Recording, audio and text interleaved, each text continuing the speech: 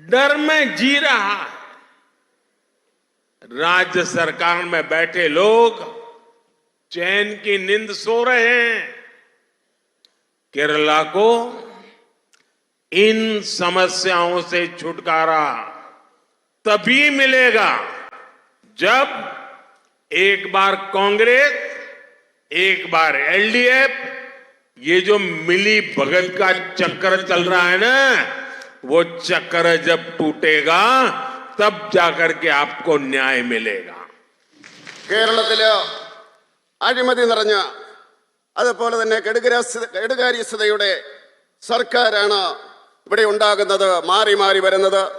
അത് ഈ കേരളത്തിലെ ജനങ്ങൾക്ക് എത്രമാത്രം നഷ്ടമാണ് ഉണ്ടാക്കുന്നതെന്ന് ഈ നാട്ടിലെ ജനങ്ങൾക്കറിയാം. ഇവിടെ കേരളത്തിലെ റബ്ബർ കർഷകരുണ്ട്. റബ്ബർ കർഷകർ എത്രമാത്രം ബുദ്ധിമുട്ടിലൂടെയാണ് മുന്നോട്ട് പോകുന്നതെന്ന് കർഷകർക്കറിയാം. പക്ഷേ കേരളത്തിലെ LDFും അതുപോലെ തന്നെ UDFും അവരുടെ കണ്ണടച്ചിരിക്കുകയാണ്, അത് കണ്ടില്ല എന്ന് നടിക്കുകയാണ്. കേരളത്തില് നിയമ സംവിധാനം തകർന്നിരിക്കുകയാണ്, വളരെ മോശമാണ്. ഈ കേരളത്തിലെ അവസ്ഥ ക്രിസ്ത്യൻ പള്ളികളിലെ പുരോഹിതര് പോലും ഇവരുടെ അക്രമത്തിന് ഇരകളാകുന്ന അവസ്ഥയിലേക്ക് മാറിയിരിക്കുകയാണ്. കേരളത്തിലെ എത്രയോ കോളേജ് ക്യാമ്പസുകള് ഇവിടുത്തെ കമ്മ്യൂണിസ്റ്റുകാരുടെ താവളമായിട്ട് മാറിയിരിക്കുകയാണ്. കേരളത്തിൽ മഹിളകളും യുവാക്കളും എല്ലാ വിഭാഗം ജനങ്ങളും ഭയപ്പെട്ടാണ് ജീവിക്കുന്നത്. പക്ഷേ ഇവിടെ അധികാരത്തിലിരിക്കുന്ന സർക്കാർ ആലസ്യത്തില് ഉറങ്ങുകയാണ്. കേരളത്തില് ഈ ദുസ്ഥിതിയിൽ നിന്ന് മോചനം വേണമെങ്കിൽ ഒരു പ്രാവശ്യം LDF, അടുത്ത പ്രാവശ്യം കോൺഗ്രസ്, പിന്നെ കോൺഗ്രസ്, പിന്നെ LDF എന്നുള്ള ഈ ആവർത്തന വിരസതയുണ്ടല്ലോ, അതില്ലാതായെങ്കിൽ മാത്രമേ ഈ കേരളത്തില് മോചനം നേടുകയുള്ളൂ എന്ന് പറയുവാൻ ഞാൻ ആഗ്രഹിക്കുകയാണ്. साथियों, जिन पॉलिटिकल पार्टीज का एकमात्र लक्ष्य सिर्फ और सिर्फ सत्ता हासिल करना होता है, वो कभी भी लोगों का भला नहीं कर सकती। यहां LDF, UDF दोनों लड़ने का दिखावा तो कर रहे हैं, लेकिन दिल्ली जाकर एक दूसरे को गले मिल जाते हैं। यहां आपके सामने कांग्रेस वाले लेफ्ट सरकार को फांसीवादी कहते हैं और कम्युनिस्ट पार्टी के लोग कांग्रेस को घोटालेबाज पार्टी कहते हैं, और फिर दिल्ली में ये लोग आपस में मिलकर गठबंधन कर लेते हैं। कांग्रेस और लेफ्ट इन दोनों ने ही केरला को खूब ठगा है। इस खेल को केरला के लोग अब समझ गए हैं। खास करके मेरी माताएं बहनें, मेरे नौजवान उनके इस खेल को बराबर समझ गए हैं। ഈ കേരളത്തില് അധികാരത്തിൽ വരുന്നതിന് വേണ്ടി മാത്രം പ്രവർത്തിക്കുന്ന രാഷ്ട്രീയ കക്ഷികളാണ്. അവർക്ക് ഇവിടുത്തെ ജനങ്ങൾക്ക് വേണ്ടി ഒന്നും ചെയ്യുവാൻ സാധിക്കില്ല.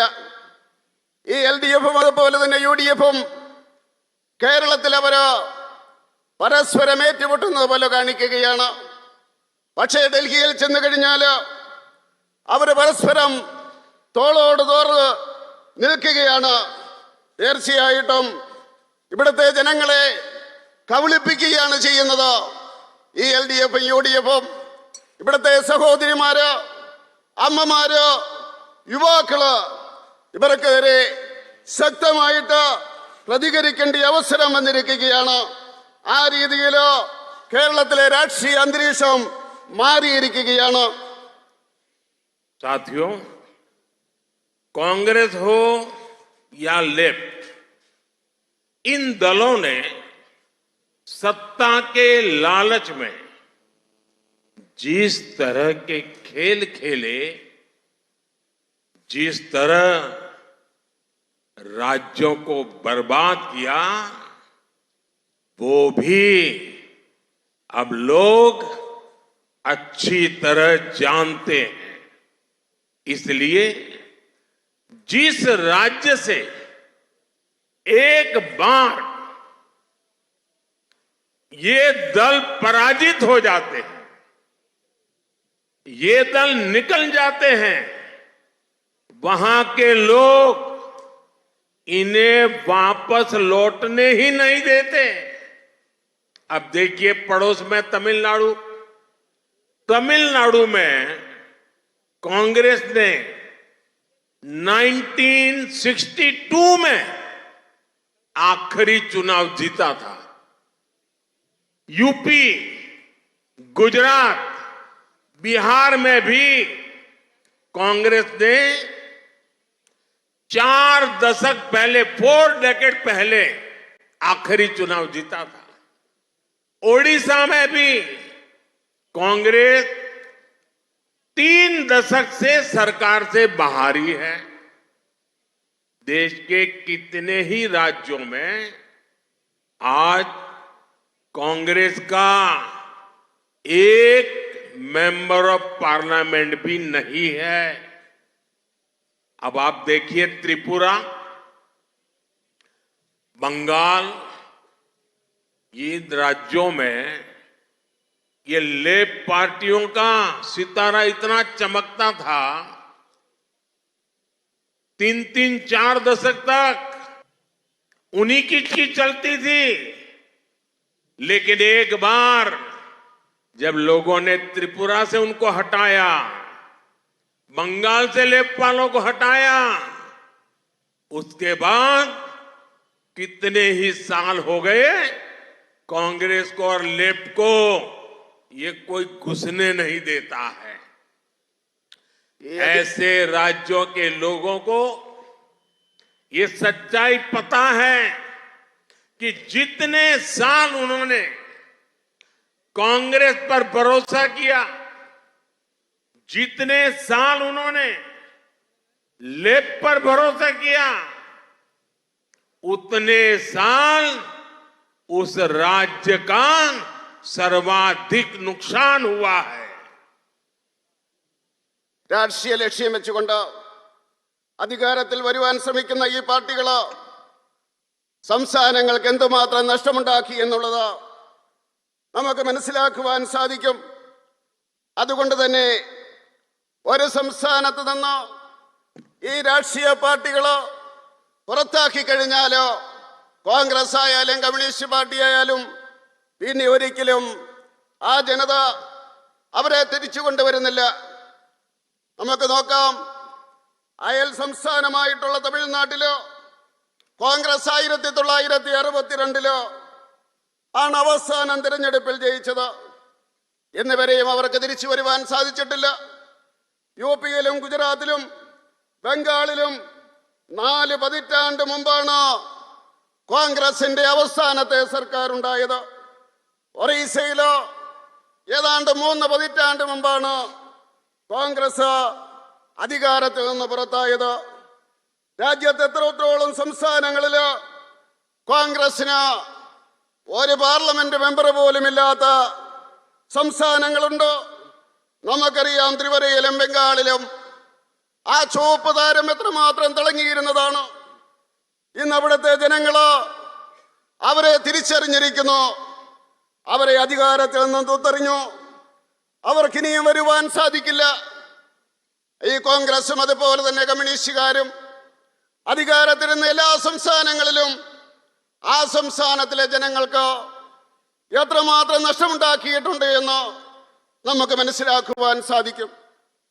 साथियों, केरला की अपनी महान परंपरा है, समृद्ध परंपरा है, और केरला के लोग, यहां के नागरिक प्रोग्रेसिव लोग हैं।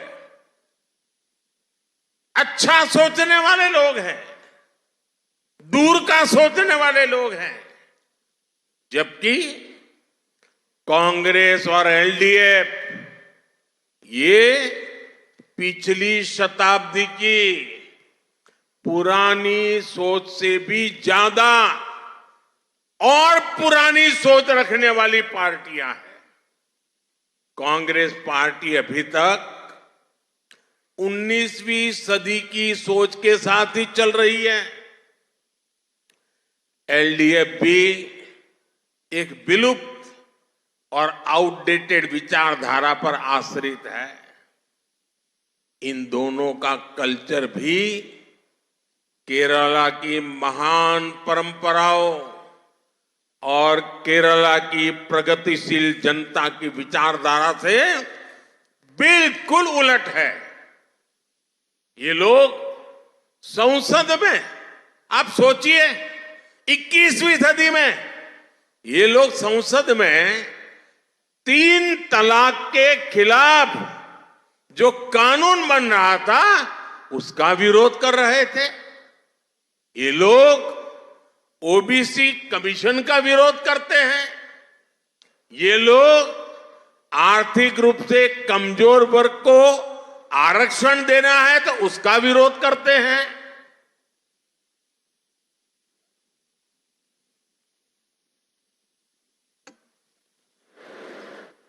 ഈ കേരളത്തിലെ ജനങ്ങള് അവരെ സാംസ്കാരികമായിട്ട് ഉന്നത നിലവാരം പുലർത്തുന്നവരാണ്. ഇവിടുത്തെ പൗരന്മാരെന്ന് പറയുന്നത് പുരോഗമനപരമായിട്ട് ചിന്തിക്കുന്നവരാണ്. ഈ സംസ്ഥാനത്തെന്നാൽ ഈ കോൺഗ്രസും അതുപോലെ തന്നെ എൽഡിഎഫും അവർ നൂറ്റാണ്ടുകൾക്ക് പിന്നിലുള്ള ചിന്താഗതി വെച്ച് പുലർത്തുന്നവരാണ്. 19ാം നൂറ്റാണ്ടിനേക്കാൾ പിന്നിലാണ് കോൺഗ്രസ് ചിന്തിക്കുന്നത്. അവരുടെ രീതി അതാണ്. അതുപോലെ എൽഡിഎഫ് എന്ന് പറയുന്നത് കാലകരണപ്പെട്ട ഉപയോഗശൂന്യമായ ആശയം വെച്ച് പുലർത്തുന്നവരാണ്. ഇവരെ സമയത്തോളം, ഈ രണ്ടു കൂട്ടരെ സമയത്തോളം സാംസ്കാരികമായിട്ട് പുരോഗമനപരമായിട്ട് ഉന്നത നിലയിൽ നിൽക്കുന്ന കേരളത്തിലെ ജനങ്ങളെ അവർക്ക് മുന്നോട്ട് നയിക്കുവാൻ സാധ്യമല്ല. അവരെന്താണ് ചെയ്യുന്നത്? പാർലമെന്റിൽ നിങ്ങൾക്കറിയാം, മുത്തലാഖിനെതിരെ നിയമം വന്ന അവസരത്തിൽ ഇവരൊറ്റക്കെട്ടായിട്ട് അതിനെ എതിർക്കുകയായിരുന്നു. പുരോഗമന ആശയങ്ങളെ അവർ എതിർക്കുകയായിരുന്നു. അതുപോലെ തന്നെ OBC കമ്മീഷൻ വന്ന അവസരത്തിൽ ഇവരതിനെ എതിർക്കുകയായിരുന്നു. സാമ്പത്തികമായിട്ട് ദുർബലമായിട്ടുള്ള വിഭാഗങ്ങൾക്ക് സംവരണം കൊടുക്കുന്നതിന് വേണ്ടി നിയമം വന്നപ്പോൾ അവരതിനെ എതിർക്കുകയായിരുന്നു. അങ്ങനെയാണ് ഇവിടുത്തെ എൽഡിഎഫും അതുപോലെ തന്നെ യുഡിഎഫും ചെയ്യുന്നത്. साथियों, केरला की संस्कृति आध्यात्मिकता से हाथ जुड़ी हुई है, लेकिन यूडीएफ और एलडीएफ के लोग आस्था को कुचलने के लिए जाने जाते हैं। यूडीएफ, एलडीएफ वोट बैंक की राजनीति और समाज में खाई पैदा करने में लगे रहते हैं। केरला का कल्चर शांति को बढ़ावा देने वाला कल्चर है, लेकिन यूडीएफ, एलडीएफ के लोग दिन रात राजनीतिक हिंसा में विश्वास करते हैं। केरला के कल्चर में ईमानदारी को सर्वोपरि रखा जाता है, लेकिन यूडीएफ और एलडीएफ के नाम पर घोटालों की पूरी डिक्शनरी है। एलडीएफ को सोने के जरिए लूटने के लिए जाना चाहता है और यूडीएफ की पहचान सोलर पावर की लूट से होती है। लूट का ये खेल पूरी तरह से बंद करने के लिए मैं आज आपका आशीर्वाद मांगने के लिए आया हूं। मुझे केरल का आशीर्वाद चाहिए। मुझे केरल के लोगों का पूरा सहयोग चाहिए। കേരളത്തിന്റെ സംസ്കാരം എന്ന് പറയുന്നത് ആധ്യാത്മികതയുമായിട്ട് ചേർന്ന് നിൽക്കുന്നതാണ്. പക്ഷേ കേരളത്തിലെ യുഡിഎഫും അതുപോലെ തന്നെ എൽഡിഎഫും വിശ്വാസത്തെ തകർക്കുവാനുള്ള ശ്രമമാണ് നടത്തുന്നത്. UDF അതുപോലെ തന്നെ LDFന്റെയും രാഷ്ട്രീയ നീതി, രാജനീതി എന്ന് പറയുന്ന രാഷ്ട്രീയം എന്ന് പറയുന്നത് സമൂഹത്തെ ഭിന്നിപ്പിക്കുന്നതാണ്. കേരളത്തിന്റെ സമാധാനം, കേരളത്തിലെ ജനങ്ങൾ സമാധാനം ആഗ്രഹിക്കുന്നവരാണ്.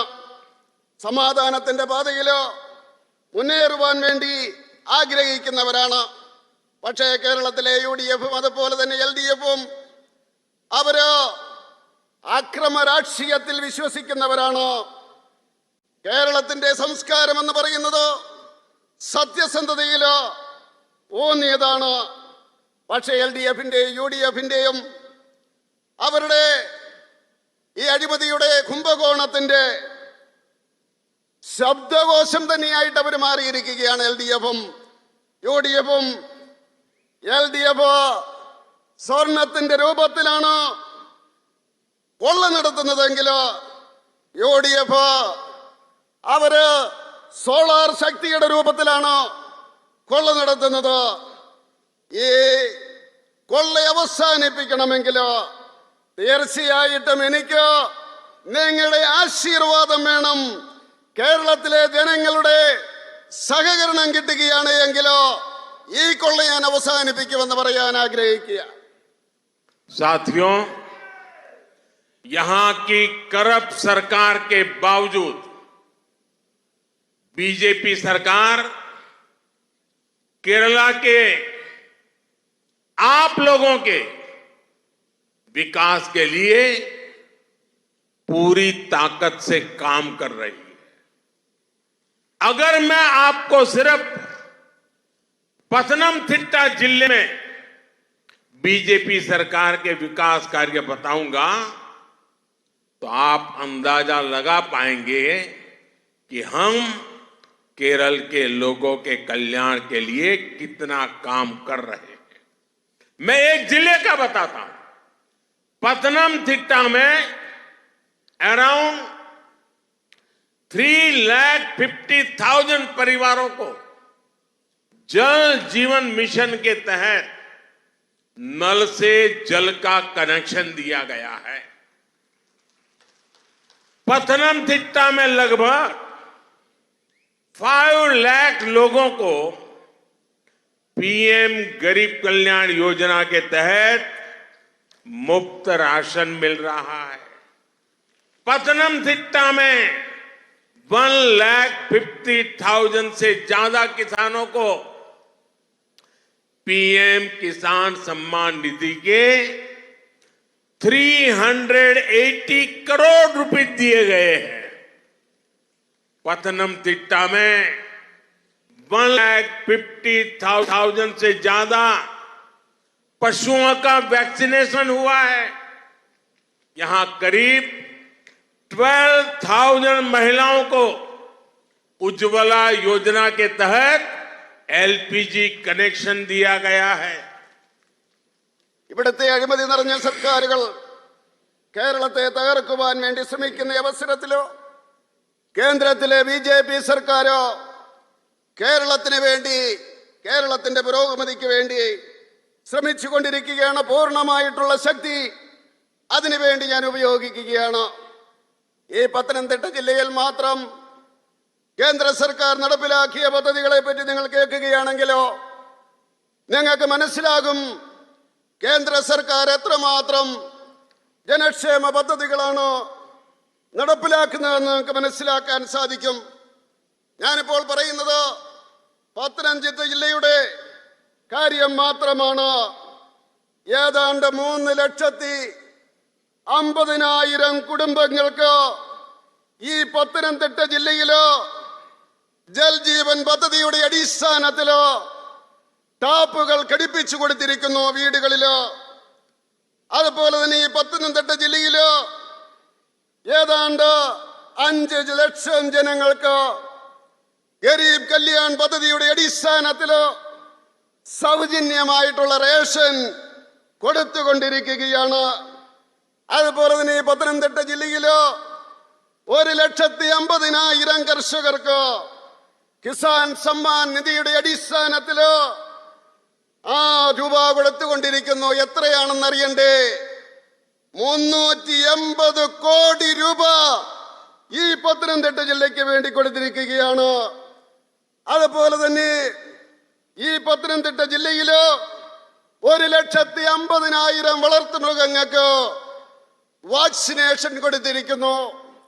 അതുപോലെ തന്നെ ഈ പത്തനംതിട്ടയില് 12,000 സ്ത്രീകൾക്ക് ഉജ്ജ്വല യോജനയുടെ അടിസ്ഥാനത്തില് LPG കണക്ഷൻ കൊടുത്തിരിക്കുകയാണ്. केरला के विकास के लिए बीजेपी सरकार के इन प्रयासों के बीच ये भी जरूरी है कि केरला के लोगों की सही भावनाएं केंद्र सरकार तक पहुंचे। अगर यहां बीजेपी के सांसद होंगे तो केरला की भावनाओं को केंद्र सरकार तक पहुंचाने में और केंद्र सरकार की योजनाओं को यहां लागू करने में भी और आसानी होगी। केरला के लोगों को विकास की जिन योजनाओं परियोजनाओं की जरूरत है वो अपनी बात बीजेपी सांसदों से और बेहतर तरीके से लोग अपनी बात पहुंचा पाएंगे। और मोदी आपकी इच्छा पूर्ति में कोई कमी नहीं रखेगा। ये मोदी की गारंटी है। ये है മോദിയുടെ ഗ്യാരണ്ടി. കേരളത്തിലെ ജനങ്ങൾക്ക് വേണ്ടിയുള്ള വികസന പ്രവർത്തനങ്ങളോ കേന്ദ്ര സർക്കാർ നടത്തുമ്പോൾ തന്നെ ഇവിടുത്തെ ജനങ്ങളുടെ യഥാർത്ഥ വികാരം കേന്ദ്ര സർക്കാരിൽ എത്തിക്കുന്നതിന് ഇവിടെ നിന്ന് എംപിമാരുണ്ടാകേണ്ടിയിരിക്കുന്നു. ഇവിടെ MP തിരഞ്ഞെടുക്കപ്പെട്ട് കഴിഞ്ഞാൽ കേരളത്തിലെ ജനങ്ങളുടെ യഥാർത്ഥ വികാരം അവരിലൂടെ കേന്ദ്ര സർക്കാരില് എത്തിക്കുവാൻ സാധിക്കും. അതിനാവശ്യമായിട്ടുള്ള പദ്ധതികളോ പരിപാടികളോ അത് നടപ്പിലാക്കാൻ സാധിക്കും. അങ്ങനെ അതിന്റെ ഗുണങ്ങളോ തീർച്ചയായിട്ടും കേരളത്തിലെ ജനങ്ങൾക്ക് കിട്ടും. അതുകൊണ്ട് എനിക്ക് പറയുവാനുള്ളത്, കേരളത്തില് നിന്ന് MP തിരഞ്ഞെടുക്കപ്പെട്ട് കഴിഞ്ഞാൽ കേരളത്തിന്റെ വികസനം ദ്രുതഗതിയിലാകും. മാത്രമല്ല, നിങ്ങളുടെ ഇച്ഛ ആഗ്രഹം അതിനൊരു കുറവും മോഡി വരുത്തില്ല. അത് മോഡിയുടെ ഗ്യാരണ്ടിയാണ്.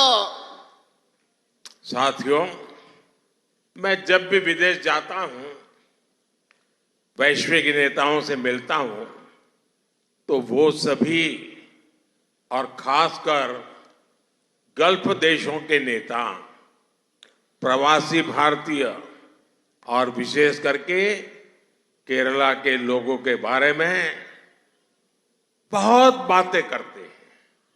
मैं भी केरला के परिश्रमी लोगों की खूब तारीफ करता हूं। केरला की ब्रांडिंग जहां जाता हूं वहां करता हूं।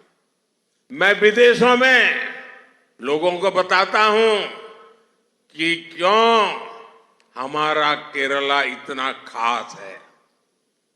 मुझे याद है, भारत ने 2022 में UAE के साथ ट्रेड एग्रीमेंट किया था।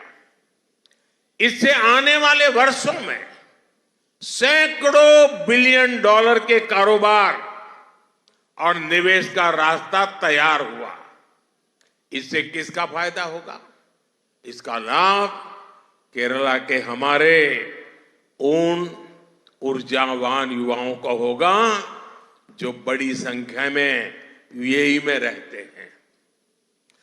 जब 2021 में मेरी वेटिकन में हिज होलीनेस पोप फ्रांसिस से मुलाकात हुई थी, तब भी मैंने केरला का विशेष जिक्र किया था। भारत में हो रही प्रगति के बारे में जानकर भी वो भी बहुत प्रभावित हुए थे। അതുപോലെ തന്നെ വിദേശത്ത് പോകുന്ന ഈ അവസരത്തിലോ ഞാൻ അവിടുത്തെ നേതാക്കന്മാരോട് പ്രവാസി ഭാരതീയരെ പറ്റി സംസാരിക്കാറുണ്ട്. പ്രത്യേകിച്ച് കേരളത്തിലെ ജനങ്ങളെ പറ്റി സംസാരിക്കാറുണ്ട്. അവരെല്ലാം തന്നെ കേരളത്തിലെ ജനങ്ങളെ പറ്റി നല്ല അഭിപ്രായമാണ് പറയാറുള്ളത്. ഞാൻ അവരോട് കേരളത്തിലെ കഠിനാധ്വാനികളായിട്ടുള്ള ജനങ്ങളെ പറ്റി ഞാൻ പറയാറുണ്ട്. കേരളത്തിന്റെ ബ്രാൻഡിങ് എവിടെ ചെന്നാലും ഞാൻ നടത്താറുണ്ട്. അത് കേരളത്തോടുള്ള പ്രത്യേകമായിട്ടുള്ള താല്പര്യം കൊണ്ടാണ്. കാരണം ഈ കേരളം എന്ന് പറയുന്നത് നമ്മളെ സംബന്ധിച്ചിടത്തോളം വളരെ പ്രിയപ്പെട്ടതാണ്.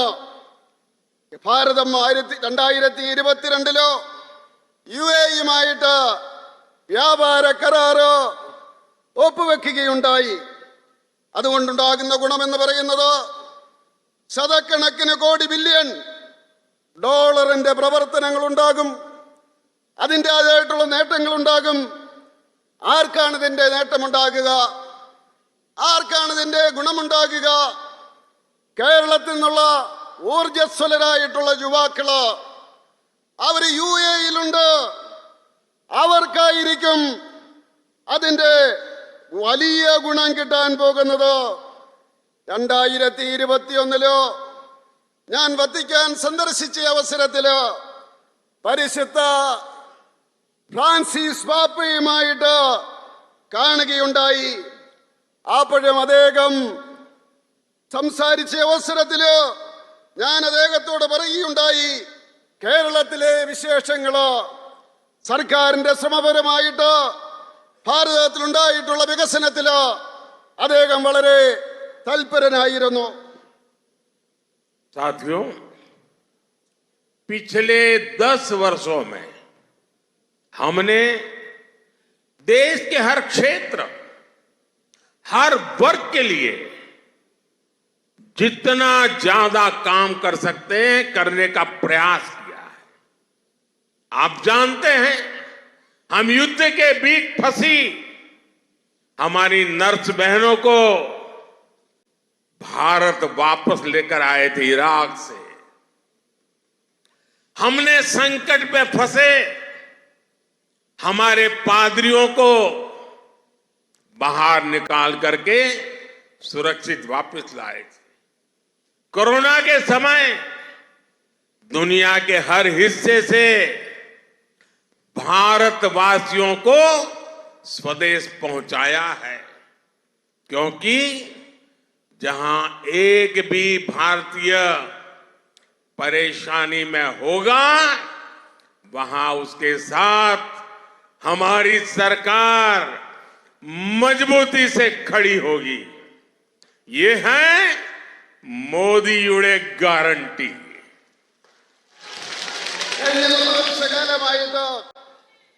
എല്ലാ ക്ഷേത്രങ്ങളിലും എല്ലാ ഭാഗങ്ങളിലും ഭാരതീയ ജനതാ പാർട്ടിയുടെ സർക്കാർ പ്രവർത്തിച്ചു കൊണ്ടിരിക്കുകയാണ്.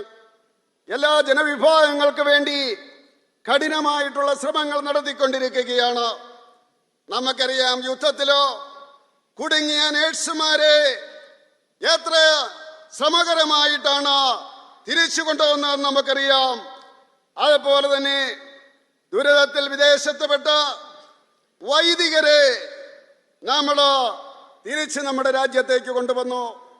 അതുപോലെ തന്നെ കൊറോണയുടെ സമയത്ത് ലോകത്തിന്റെ എല്ലാ ഭാഗങ്ങളിൽ നിന്നും ഭാരതീയരെ നമ്മൾ രാജ്യത്തേക്ക് തിരിച്ചു കൊണ്ടുവന്നു.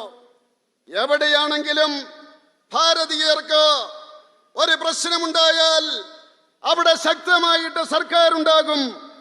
അതാണ് മോഡിയുടെ ഉറപ്പ്, മോഡിയുടെ ഗ്യാരണ്ടി.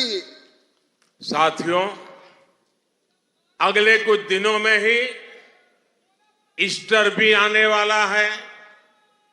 ये दिन हमें जीसस क्राइस्ट के आदर्शों की याद दिलाता है। मैं आप सभी को ईस्टर की हार्दिक शुभकामनाएं भी देता हूं। हमारे पारसी भाइयों का बड़ा महत्वपूर्ण त्योहार नवरोज का त्योहार भी आने वाला है। रामनवमी और होली भी बिल्कुल पास में है।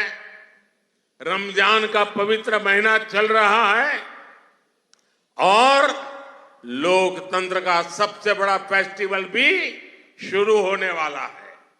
मुझे विश्वास है केरला का बीजेपी के लिए जो स्नेह है इस बार विशाल जन समर्थन में बदलेगा और इस बार पुराने सारे रिकॉर्ड टूटेंगे।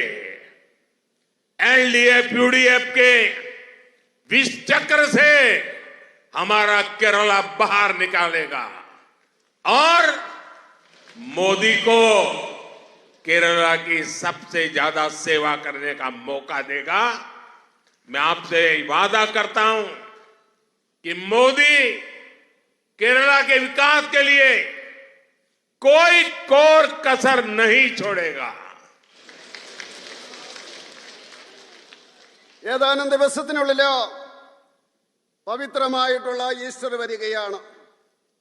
ആ ഈസ്റ്റർ ദിനത്തിലോ യേശുക്രിസ്തുവിന്റെ വചനങ്ങളും ആശയങ്ങളും നമ്മൾ ഒരുപടിക്കുണ്ടായി.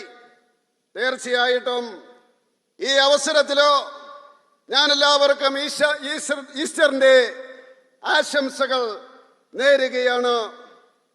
അതുപോലെ തന്നെ ഈ പാർസി വിഭാഗം ജനങ്ങള് നവരോജ് ഉത്സവം നടത്തുകയാണ്. പവിത്രമായിട്ടുള്ള രാമനവമി വരികയാണ്. ഹോളി അടുത്ത് വരുന്നു. റംസാൻ നോയമ്പ് തുടങ്ങിയിരിക്കുന്നു. ജനാധിപത്യത്തിന്റെ ഏറ്റവും വലിയ ഉത്സവമായിട്ടുള്ള ഇലക്ഷനും വന്നിരിക്കുകയാണ്. തീർച്ചയായിട്ടും നമുക്ക് ഈ അവസരത്തില് ജനാധിപത്യത്തിന്റെ വിജയത്തിന് വേണ്ടി നമ്മൾ ശ്രമിക്കണം. തീർച്ചയായിട്ടും ഈ സ്നേഹം ബിജെപിയുടെ നേരെയുള്ള സ്നേഹം അത് വലിയ രീതിയിലുള്ള ജനസമ്മതിയായിട്ട് മാറണമെന്ന് ഞാൻ പറയുവാൻ ആഗ്രഹിക്കുകയാണ്. എൽഡിഎഫിന്റെയും യുഡിഎഫിന്റെയും ഈ ആവർത്തന വിരസതയുടെ ഈ ചക്രത്തിൽ നിന്ന് നമ്മൾ മുക്തരാകേണ്ടിയിരിക്കുന്നു. ഞാൻ നിങ്ങൾക്ക് വാക്ക് തരുവാൻ ആഗ്രഹിക്കുകയാണ്. വികസനത്തിന്റെ കാര്യത്തിൽ കേരളത്തെ സംബന്ധിച്ചിടത്തോളം ഒരു വിട്ടുവീഴ്ചയ്ക്കും മോഡി തയ്യാറല്ല എന്ന് പറയുവാൻ ഞാൻ ആഗ്രഹിക്കുകയാണ്. കേരളത്തിന് വേണ്ടി കൂടുതൽ സേവനം ചെയ്യുവാൻ എന്നെ അനുവദിക്കണമെന്ന് ഞാൻ അഭ്യർത്ഥിക്കുകയാണ്. मेरे साथ बोलिए भारत माता की, भारत माता की, भारत माता की। बहुत बहुत धन्यवाद।